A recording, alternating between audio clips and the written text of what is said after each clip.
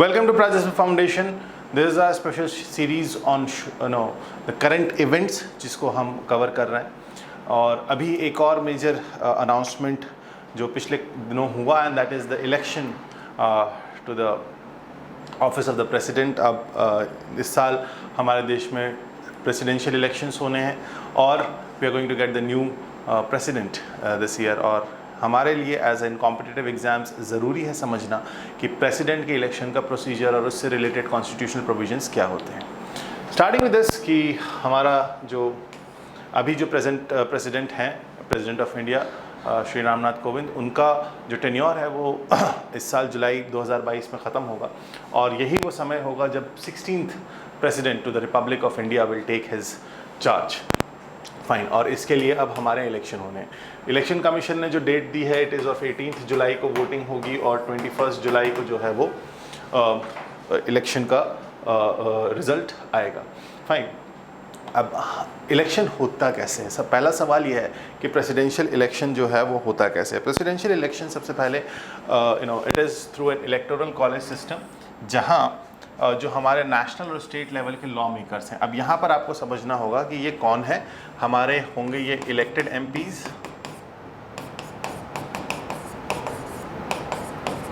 And elected MLAs. यहाँ पर ध्यान रखिएगा, नॉमिनेटेड एमपीज नहीं होते हैं और मेंबर ऑफ लेजिस्लेटिव काउंसिल नहीं होते हैं। ये दो लोग नहीं होते हैं। सिर्फ जो वो लोग जो कि डायरेक्ट, वो सारे law maker whether at the state level और एट द नेशनल लेवल, जिनको भी डायरेक्टली और इनडायरेक्टली पीपल ने इलेक्ट किया है। So parliament, member of parliaments वो are elected and the elected MLAs जो हैं वो इनके लिए वोट करेंगे, वो उनका इलेक्टोरल कॉलेज होगा। फाइन। सो दिस इज़, और ये पूरे प्रोसेस को कौन कंडक्ट और ओवरसी करेगा? It is the election commission of India जो सारे प्रोसेस को देखेगा। ये हमने देखा। So legislative assemblies of the state and the UTs. So we have 3 union territories with legislative assembly as of now, Delhi, Puducherry and Jammu and Kashmir. ये 3 ऐसी यूनियन टेरिटरीज हैं जिनकी अपनी लेजिस्लेटिव असेंबली है, तो वो भी इसमें वोट करेंगे। कॉन्स्टिट्यूशनल प्रोविजंस की अगर हम बात करें तो यहाँ जो इलेक्शन से रिलेटेड, प्रेसिडेंट्स के इलेक्शन से रिलेटेड जो प्रोविजंस हैं, 54 में इलेक्शन के बारे में लिखा है, 55 में मैनर ऑफ इलेक्शन, 56 में टर्म ऑफ ऑफिस, 57 में एलिजिबिलिटी और 58 में क्वालिफिकेशन। सो ये आर्टिकल्स इंपॉर्टेंट हैं as far as the election of the president is concern, the qualification, eligibility, term of office, manner and the election of the president. Problem की शुरुआत जो हमारा procedure है, द प्रोसीजर की जो शुरुआत है वो यहाँ से होती है कि सबसे पहले नॉमिनेशन की बात आती है। पहले ये देखा जाता था कि अब जैसे आपको लोकसभा का इलेक्शन लड़ना है या आपको एमएलए का इलेक्शन लड़ना है तो आपके पास आपकी एज होनी चाहिए, आपके पास 50-60 लोग होने चाहिए जो आपका प्रपोजर बनेंगे और चले जाएंगे। लेकिन प्रेसिडेंट ऑफ इंडिया जो एलिजिबिलिटी क्राइटेरिया हम डिस्कस नहीं कर रहे हैं। नॉमिनेशन में बहुत इंपॉर्टेंट चीज़ है कि कैंडिडेट जिसको इलेक्शन लड़ना है, ठीक है, जिस भी कैंडिडेट को इलेक्शन लड़ना है उसको सबसे पहले अपना नॉमिनेशन फाइल करना होगा और उसको सपोर्ट करना होगा 50 प्रपोजर्स और 50 सेकेंडर्स में, जो कि होंगे इलेक्टोरल कॉलेज से। मतलब उसे 50 इलेक्टेड एमपी या एमएलए प्रपोज करेंगे और 50 इलेक्टेड एमपी या एमएलए उसे सेकेंड करेंगे। मतलब आपको 100 एमपी एमएलएस का सपोर्ट चाहिए सिर्फ नॉमिनेशन फाइल करने के लिए, सिर्फ नॉमिनेशन फाइल करने के लिए। और ये कोई भी हो सकता है, ये ज़रूरी नहीं है। ये 50 एमएलए मिलके भी कर सकते हैं, 50 एमपी भी हो सकते हैं, ये कोई भी 50 लोग हो सकते हैं। अब ये वाला जो रूल है ना, ये 1974 में बना क्योंकि तब इलेक्शन कमीशन ने नोटिस किया कि यार जिनके पास जीतने का कोई चांस नहीं है वो भी आके क्या कर रहे हैं, नॉमिनेशन फाइल करना है। सो अननेसेसरली प्रोसेस जो है वो बड़ा लंबा होता जा रहा था। सो उस प्रोसेस को ख़त्म करने के लिए ये किया गया। और एक और चीज़ कही गई कि अगर कोई इलेक्टर है, अगर किसी ने किसी एक पर्टिकुलर कैंडिडेट का कैंडिडेचर जो है एज अ प्रपोजर फॉरवर्ड किया है या एज अ सेकेंडर फॉरवर्ड किया है, now you can not be a proposer और a seconder to any one of the other candidate. आप सिर्फ एक ही कैंडिडेट के प्रपोजर या सेकेंडर बन सकते हैं, आप दूसरे कैंडिडेट के नहीं बन सकते। अब यहाँ पर जैसे अब हम जनरली वोट करते हैं तो हमारा एक वोट एक काउंट होता है, लेकिन यहाँ पर जो एमपी या एमएलए है उसका एक वोट एक काउंट नहीं होता, उसकी वैल्यू होती है because of the way of election is how president is elected. President is elected by the virtue of proportional representation by means of single transferable vote. यहाँ पे दो एलिमेंट है, पहला है proportional representation, ठीक है, और दूसरा है सिंगल ट्रांसफरेबल वोट।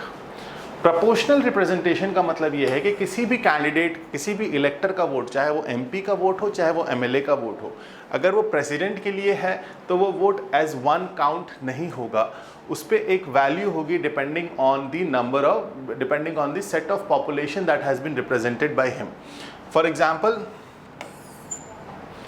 जो राज्यसभा और लोकसभा के एमपी हैं आज की डेट में, मतलब अब जो 18 जुलाई को इलेक्शन होगा उसके हिसाब से एक एमपी की वोट की वैल्यू होगी 708। एक एमपी के, चाहे वो लोकसभा का हो चाहे वो राज्यसभा का हो, उसके वो वोट की वैल्यू कितनी होगी? 708। एमएलए का जो वोट है वो डिफर करता है स्टेट टू स्टेट, क्योंकि हम proportional representation in proportion to what? In proportion to population. In proportion to what? In proportion to population. तो इस बेसिस पे हर स्टेट में, तो हमारी जनरल इलेक्शन जब लोकसभा वाले होते हैं या आपके स्टेट लेजिस्लेटिव असेंबली के होते हैं तो हमारा 1 पर्सन 1 वोट होता है, लेकिन प्रेसिडेंशियल इलेक्शन में जो एमएलए का वोट है उसका फॉर्मूला क्या है? Total population of the state upon number of MLAs into 1/1000। Okay, so it's like this. So हम इसको मान लीजिए उत्तर प्रदेश या आपको किसी भी स्टेट, तो उस स्टेट की पॉपुलेशन हम कैलकुलेट करेंगे जो भी होगी सेंसस में according to number of MLA. So let's say UP की population is let's say 25 crore, ठीक है। अगर जगह नहीं है तो 2 0 और ऐड कर लेते हैं, upon number of MLAs let's say 403 into 1/1000, it's the same thing.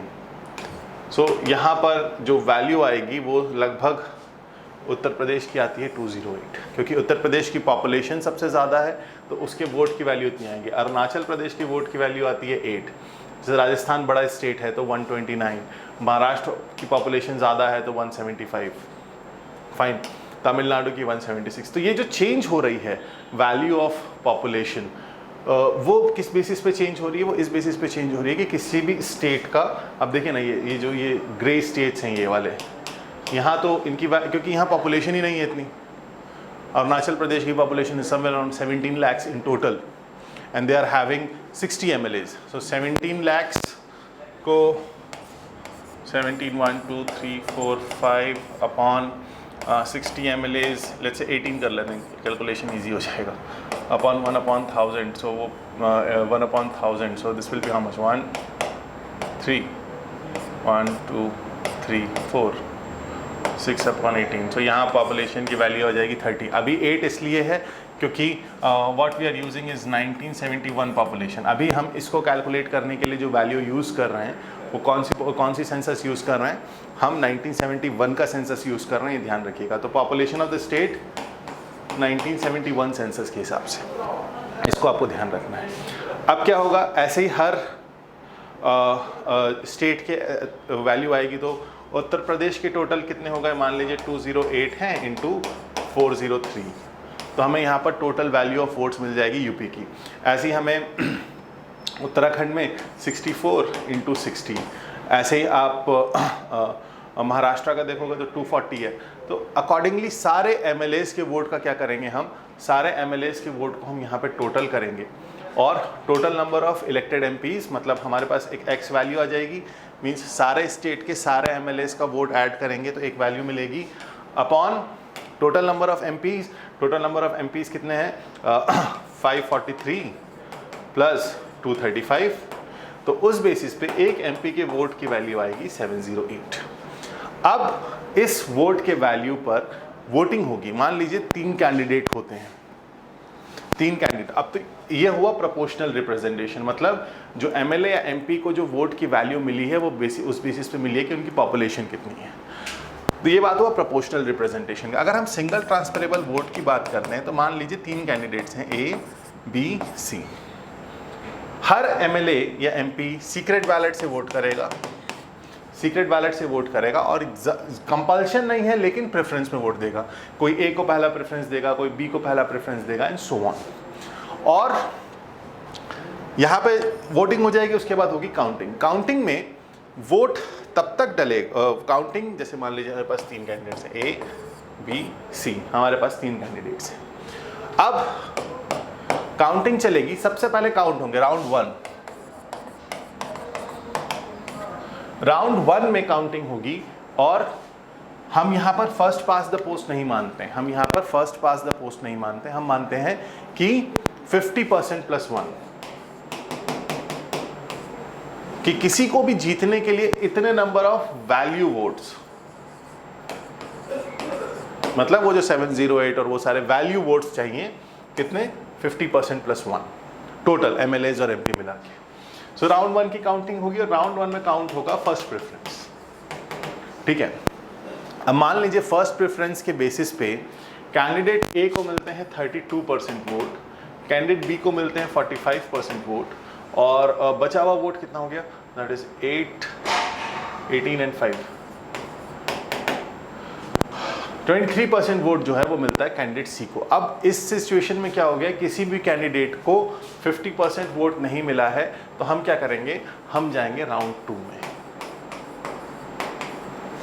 Round 2 में क्या करेंगे, जिसके सबसे कम वोट होंगे, अब इनके सबसे कम वोट हैं, इनको एलिमिनेट कर दिया जाएगा, और इनके वोट्स में हम काउंट करेंगे सेकेंड प्रेफरेंस। इनके वोट्स में हम क्या काउंट करेंगे, सेकेंड प्रेफरेंस। इनके वोट, सिर्फ यही वोट दोबारा काउंट होंगे, सिर्फ यही वोट दोबारा काउंट होंगे, और क्या काउंट होगा, सेकेंड प्रेफरेंस। उसके बाद जैसे मान लीजिए किसी ने सेकेंड प्रेफरेंस इन्हें दी होगी, किसी ने सेकेंड प्रेफरेंस इन्हें दी होगी, ठीक है, उस बेसिस पे ये वोट जो है वो डिवाइड होंगे।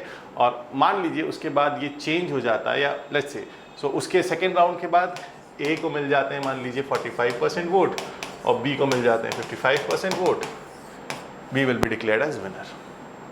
तो यहाँ जिसको, जैसे नॉर्मली हमारा जो लोकसभा वाला इलेक्शन होता है, एमएलए का इलेक्शन होता है, पंचायत का इलेक्शन होता है, वहाँ पे इस कंडीशन में ये जीत जाते हैं, लेकिन यहाँ पर 50% + 1 वोट सिंगल ट्रांसफरेबल वोट है, एक वोट है लेकिन वो ट्रांसफरेबल है। अब इनका सबसे कम मिला था, तो सेकेंड राउंड की काउंटिंग में एलिमिनेट हो जाएंगे, और सिर्फ जो इनके वोट्स हैं वो दोबारा काउंट होंगे, लेकिन वहाँ पर उनके वोट्स की सेकेंड प्रेफरेंस काउंट होगी। हो सकता है पलट जाए, हो सकता है इनके सारे वोट इधर चले जाए, इनमें से किसी ने भी सेकेंड प्रेफरेंस इन्हें नहीं दिया हो, ये भी हो सकता है। इंडियन प्रेसिडेंशियल इलेक्शन की हिस्ट्री में आज तक सिर्फ एक बार ऐसा हुआ है कि हमें सेकेंड राउंड ऑफ काउंटिंग की ज़रूरत पड़ी है। Okay, so this is about the presidential elections. This has to be, yes, तो ये हमने इन सब की बात कर ली है सिंगल ट्रांसफरेबल वोट की। यहाँ पर एक चीज़ याद रखनी है कि ये जो वोट है ये सीक्रेट बैलेट से होगा। So let's hope that, let's see, because this is all हमारे हाथ में नहीं है। हमने जिन लोगों को इलेक्ट करके वो पावर दी हुई है, द एमएलएज और एमपीज, अब वो इलेक्ट करेंगे कि हमारे देश के अगले प्रेसिडेंट कौन होंगे। So we have to wait till 18 July, और नॉमिनेशन प्रोसेस उससे पहले शुरू हो जाएगा। And let's see what happens next. Thank you for being with us. I hope you like the video. Do give your valuable comments. I'm going to see you in the next video. Thank you so much.